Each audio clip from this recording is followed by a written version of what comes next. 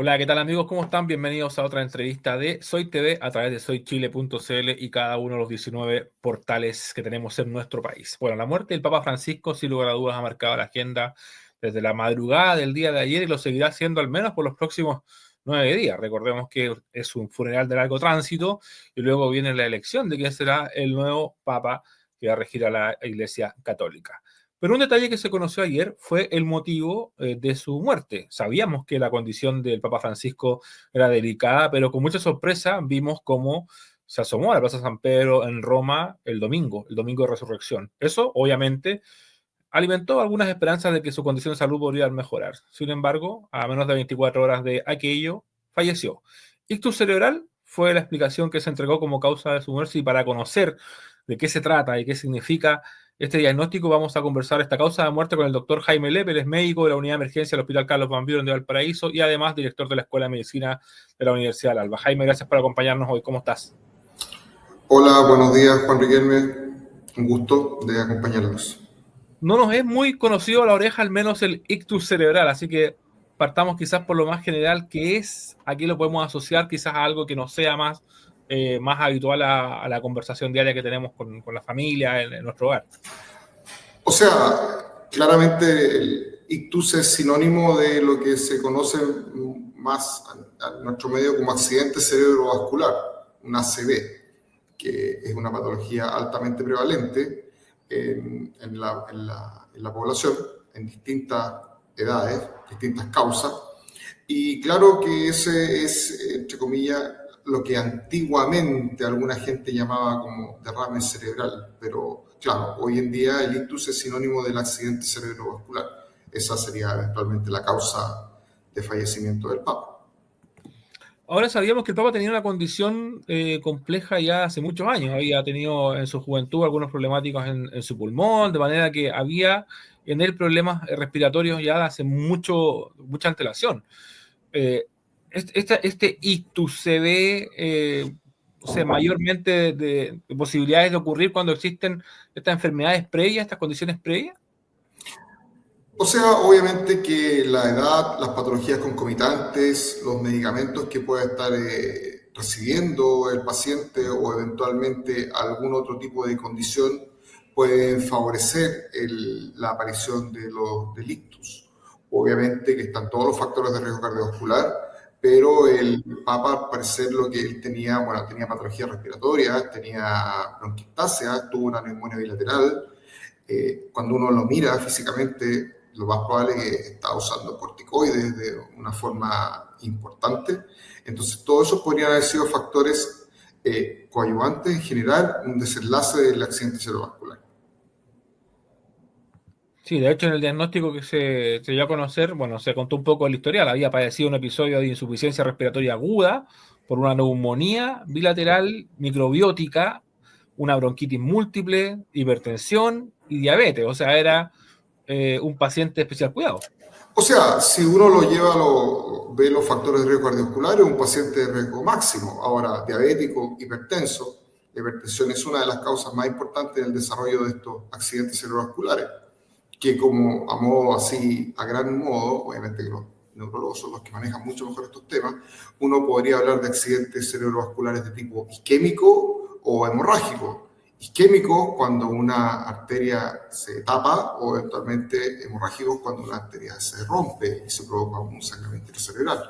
Ahora, claramente por la rapidez de la evolución, lo más probable, solamente así suposiciones, que pudiera haber sido un accidente cerebrovascular hemorrágico lo que afectó al Papa y que provocó el desenlace, porque eventualmente la forma de presentación es mucho más súbita y obviamente muchas veces terminan en el fallecimiento del paciente. Ahora, durante los últimos tiempos, no sé si concuerdas conmigo, Jaime, se ha hecho una campaña bastante intensa para conocer la ACV, cómo preidentificarlos, cómo tratar de llegar antes a la urgencia. Hemos tenido casos de algunas personalidades del mundo artístico que, por ejemplo, han contado cómo, gracias a esa información, a esa educación, han detectado que están sufriendo un accidente cerebrovascular y han acudido a la emergencia y por ahí han llegado muy a tiempo, han podido aceptar su control y obviamente evitar todo lo que queda después, que finalmente es la O complicación mayor. O sea, hoy en día, a ver, a modo de ejemplo, los cardiólogos han hecho una campaña educativa muy importante cuando un paciente tiene un dolor precordial y esto implica que los pacientes consultan rápidamente en los servicios de urgencia por cualquier motivo de dolor precordial, lo cual hace que uno lo maneje de manera oportuna. Los accidentes vasculares existe una campaña importante hoy en día respecto a la precocidad de consultar. O sea, en ocasiones los pacientes muchas veces pueden sentir algún síntoma como de falta de fuerza, falta de movilidad, alteración del habla, adormecimiento, parestesia, cosas que son así como hormigueo, y muchas veces los pacientes lo dejan pasar. La idea, y los neurólogos y en general también el ministerio, hay una campaña de que el tiempo cerebro, y entre más rápido se consulte mejor. ¿Por qué? Porque se puede realizar un diagnóstico y hacer una terapia, ya sea intervencional, ya sea medicamentosa o quirúrgica eventualmente, para poder tratar de que este accidente vascular no genere las secuelas que antiguamente podían generar cuando los pacientes se atendían de forma tardía. Ahora, este accidente cerebrovascular tiene una mayor posibilidad de que lo padezcan las personas que tienen enfermedades de base, o finalmente el riesgo termina siendo para todos por igual. No, obviamente, a ver, existen edades y condiciones que pueden favorecer que haya más probable accidente vascular. Obviamente que un paciente joven es menos probable. Obviamente que también, por ejemplo, el consumo de droga, la hipertensión, la diabetes, todo el riesgo cardiovascular elevado, la dislipidemia, todo eso genera y aumenta son factores de riesgo para el desarrollo de un accidente vascular. Ahora, por ejemplo, el caso de los jóvenes, entiéndase 20, 30, 30 y tantos años, el estrés es un factor que puede generar eh, que por ahí Pues, pueda haber, ¿no? el estrés Uno de los grandes dolores hoy día, la salud mental, el tema del estrés en los jóvenes.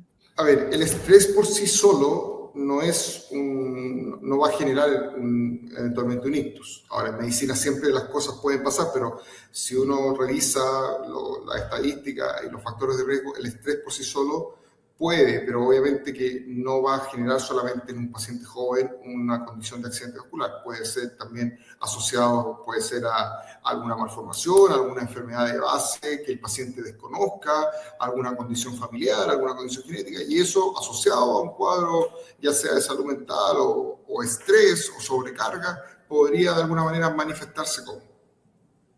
Jaime, ¿con qué se confunde el inicio de un accidente cerebrovascular? Te lo pregunto mucho porque me imagino que en la urgencia ahí en el Bambino, en Valparaíso, ven mucha gente que llega con un autodiagnóstico previo porque alguien se lo dijo, porque lo escuchó, porque alguien le pasó. ¿Con qué se confunde? ¿Con qué hay que tener cuidado? A ver, efectivamente, usted puede tener, por ejemplo, cuadros nerviosos, cuadros conversivos, cuadros psicosomáticos, en los cuales serían similares a un cuadro de accidente vascular. Pero obviamente que hay pruebas que a uno le permiten identificar de forma precoz, asociados a signos vitales, si que eventualmente este déficit, porque generalmente uno habla de un déficit motor o sensitivo o de alguna manera alguna alteración neurológica que pudiera provocar que sea causal de un accidente vascular. Entonces lo importante es la anamnesis, entrevistar al paciente o a sus familiares, el tiempo de evolución, los antecedentes previos, los signos vitales y obviamente poder acceder lo más rápido posible a un escáner de cerebro sin contraste para descartar si hay una hemorragia y no, o si eventualmente puede ser isquémico, y ahí proceder con una resonancia lo más precoz posible. Hoy en día los sistemas de urgencia han ido avanzando en tener cada vez más complejizada la atención y hoy en día la mayoría de nuestros servicios cuentan con neurólogos permanentes de 24 horas, o ya sea presencial o a través de teleneurología, que te permite actuar de manera precoz. Hablamos de en las primeras horas, cuando tienes un paciente que puede estar cursando un accidente cerebrovascular. ¿Cuánto tiempo tienes? Porque me hablabas de horas, Jaime. O sea, entre más, o sea, máximo, antes de 3 horas, idealmente poder actuar sería lo ideal. El tiempo es, como dice el eslogan del MinSal, el tiempo es cerebro. Perfecto. Ahora me planteas el tema de la telemedicina. Hoy día hay muchos servicios inicialmente asociados a las ISAPRES, hoy día algunas aseguradoras, algunos municipios lo están implementando en algunos lugares de Chile donde se pueden conectar con doctores, con personal del área médica a través del video, plataformas como Zoom, StreamYard, etcétera.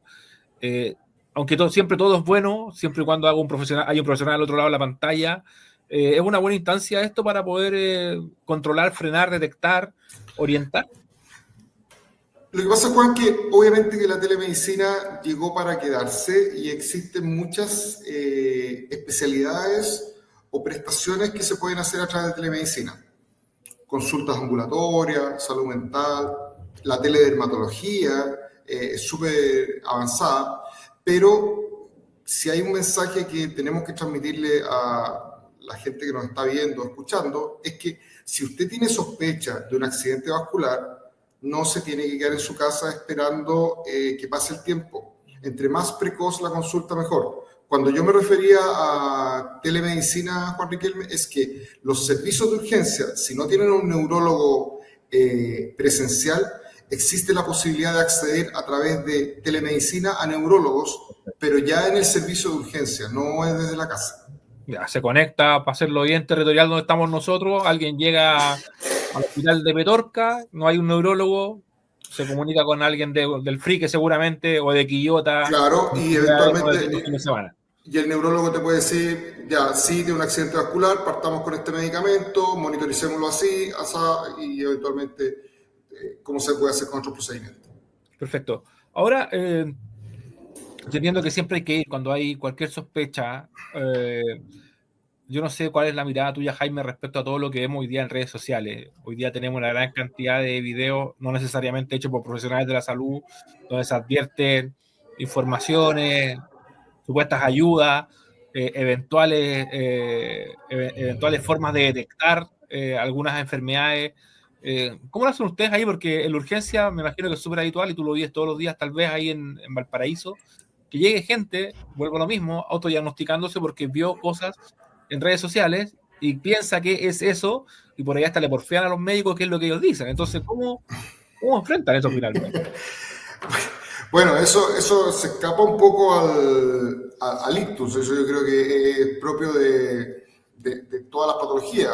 La Sí. gente, tú sabes, se ponen cosas de moda, doctor, no tendré esto, o hay gente que, no sé, tiene fiebre y piensa en cualquier cosa.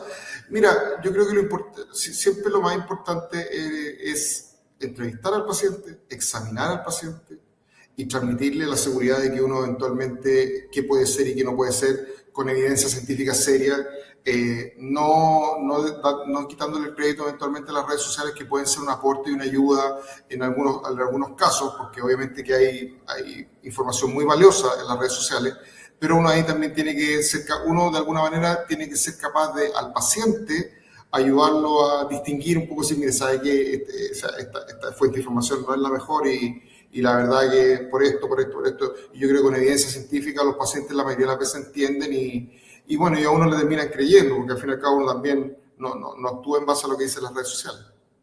Lógico, en base a la formación y la experiencia también. Claro.